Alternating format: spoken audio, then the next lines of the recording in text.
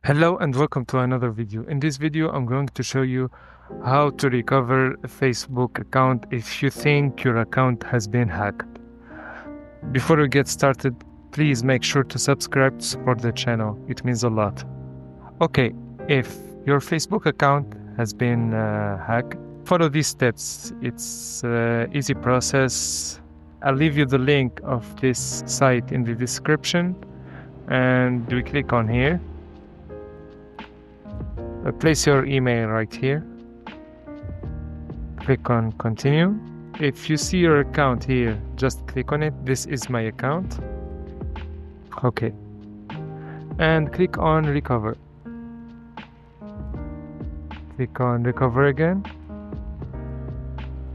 And you will see different ways to recover your account. You maybe need to take a video selfie of you, or get the code via email, or you get the code via your phone number. I'm going to click on email, click on continue, and a code will be sent on your email.